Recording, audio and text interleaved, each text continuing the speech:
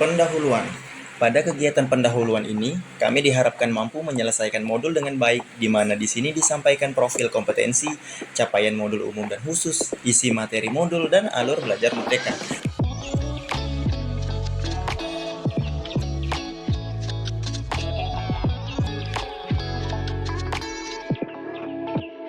Adapun alur tersebut yaitu mulai dari diri.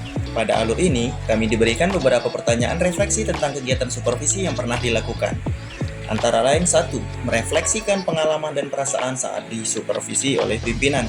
2. Merefleksikan pengalaman mensupervisi rekan sejawat, jika pernah. 3. Merefleksikan makna supervisi bagi pengembangan profesi sebagai seorang pendidik. Eksplorasi konsep.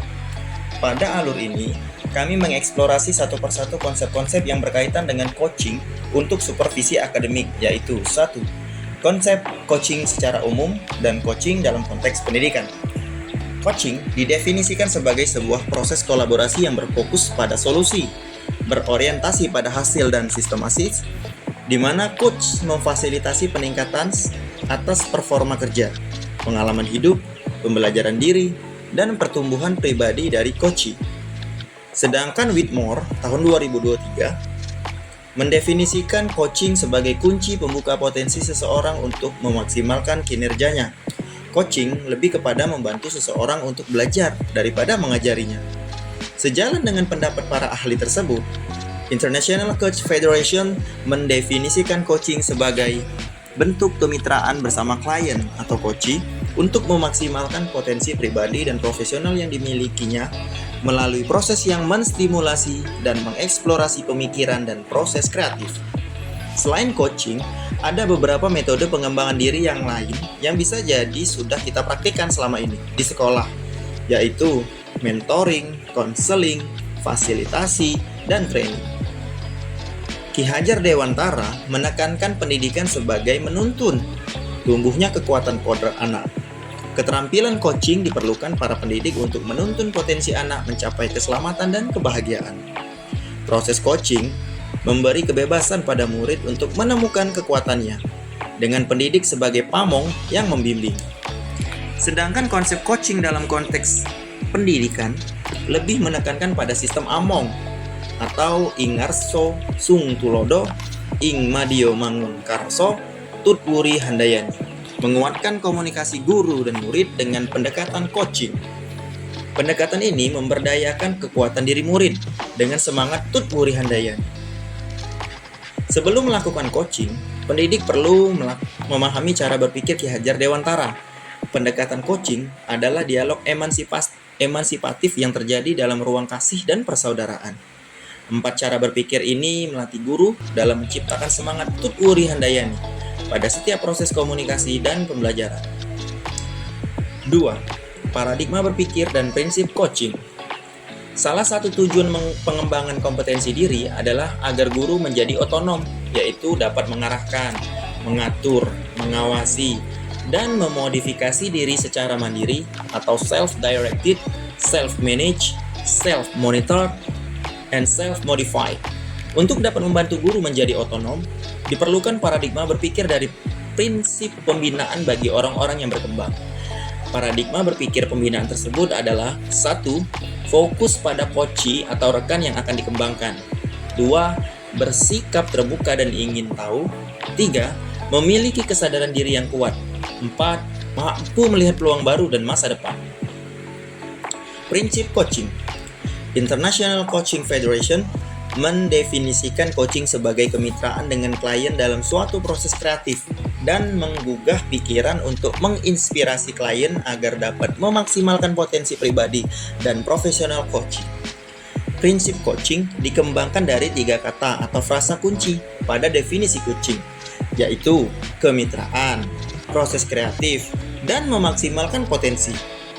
Dalam berinteraksi dengan rekan sejawat atau siapa saja, kita dapat menggunakan ketiga prinsip coaching tersebut dalam rangka memberdayakan orang yang sedang kita ajak berinteraksi. 3. Kompetensi inti coaching dan Tirta sebagai alur percakapan coaching. Ada 4 kompetensi inti coaching, yaitu yang pertama kehadiran penuh atau presence, Ini dilatih agar kita bisa selalu fokus untuk bersikap terbuka, sabar, ingin tahu lebih banyak tentang coaching. Yang kedua, mendengarkan aktif. Ini 3 hal yang menghambat. Ada 3 hal yang menghambat, yaitu asumsi, melabeli, dan asosiasi. Ketiga, mengajukan pertanyaan berbobot. Ciri-cirinya yaitu hasil mendengarkan aktif, membantu coaching, bersikap terbuka dan eksploratif, diajukan di momen yang tepat. Yang keempat, mendengarkan dengan rasa, atau akronim dari receive, ask, appreciate, and summarize. Percakapan coaching yang menjadi interaksi ada 4, yaitu percakapan untuk perencanaan, percakapan untuk pemecahan masalah, percakapan untuk berefleksi, dan percakapan untuk kalibrasi.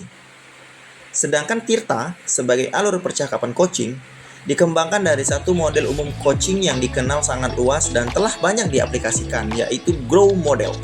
GROW adalah kepanjangan dari goal, reality, options, and will. Adapun tahapan-tahapan Tirtanya yaitu T, tujuan, yaitu menanyakan tujuan perencanaan. Yang kedua, I, identifikasi, R, rencana, T, tanggung jawab. Sepakati kapan akan melakukan sesi untuk refleksi atau kalibrasi. 4. Supervisi akademik dengan paradigma berpikir coaching. Supervisi akademik merupakan serangkaian aktivitas yang bertujuan untuk memberikan dampak secara langsung pada guru dan kegiatan pembelajaran mereka di kelas. Supervisi akademik perlu dimaknai secara positif sebagai kegiatan berkelanjutan yang meningkatkan kompetensi guru sebagai pemimpin pembelajaran dalam mencapai tujuan pembelajaran, yakni pembelajaran yang berpihak pada murid. Karenanya, kegiatan supervisi akademik hanya memiliki sebuah tujuan, yakni pemberdayaan dan pengembangan kompetensi diri dalam rangka peningkatan performa mengajar dan mencapai tujuan pembelajaran. Ini berdasarkan para ahli Glickman tahun 2007 dan Dares tahun 2001. Beberapa prinsip-prinsip supervisi akademik dengan paradigma berpikir coaching meliputi ada 7. 1. Kemitraan, yaitu proses kolaboratif antara supervisor dan guru. 2. Konstruktif, yang bertujuan mengembangkan kompetensi individu. 3. Terencana. 4. Reflektif. 5. Objektif, yaitu data atau informasi diambil berdasarkan sasaran yang sudah disepakati. 6. Berkesinambungan. 7. Komprehensif, yaitu mencakup tujuan dari proses supervisi akademik. Pada umumnya, pelaksanaan supervisi akademik didasarkan pada kebutuhan dan tujuan sekolah dan dilaksanakan dalam 3 tahapan, yaitu perencanaan, pelaksanaan supervisi, dan tindak lanjut. Pada tahap perencanaan, supervisor merumuskan tujuan, melihat pada kebutuhan pengembangan diri, guru, memilih pendekatan, teknik, dan model, menetapkan jadwal, dan mempersiapkan ragam instrumen. Tahap pelaksanaan diisi dengan kegiatan berdasarkan teknik dan model yang dipersiapkan. Kegiatan bervariasi dari kegiatan individu dan atau berkelompok. Salah satu bagian dalam tahapan pelaksanaan supervisi akademik adalah observasi pembelajaran di kelas, atau yang biasanya kita sebut sebagai supervisi klinik. Berikut roda supervisi akademik, dengan tujuan mencapai tujuan pembelajaran yang berpihak pada murid. Selanjutnya, ruang kolaborasi. Membentuk komunitas praktisi dengan sesama calon guru penggerak untuk berlatih melakukan praktik percakapan coaching dengan alur Tirta. Berikutnya, demonstrasi konseptual. Melakukan praktik coaching dengan calon guru penggerak lain untuk membantu mengembangkan area kompetensi coaching pada konteks pembelajaran atau keseharian calon guru penggerak. Berikutnya, elaborasi pemahaman. Melakukan elaborasi pemahaman dengan coaching dalam ranah supervisi akademik melalui proses tanya jawab dan diskusi. Berikutnya, koneksi antar materi. Kami menyimpulkan dan menjelaskan keterkaitan materi coaching dengan materi-materi sebelumnya dan membuat refleksi berdasarkan pemahaman yang dibangun selama modul 2 dalam berbagai media. Terakhir, aksi nyata. Kami mempraktikkan rangkaian supervisi akademik dengan menggunakan paradigma berpikir coaching dan melakukan refleksi terhadap praktik supervisi akademik tersebut. Kemudian, kami juga diberikan kesempatan untuk berdiskusi melalui forum komunikasi fasilitator dan peserta modul 2.3 seperti gambar ini.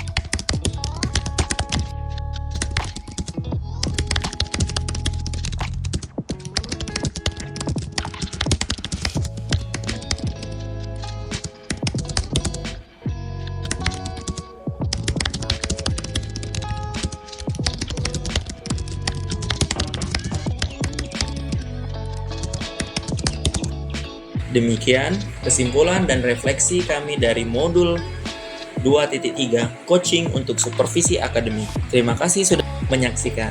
Bye!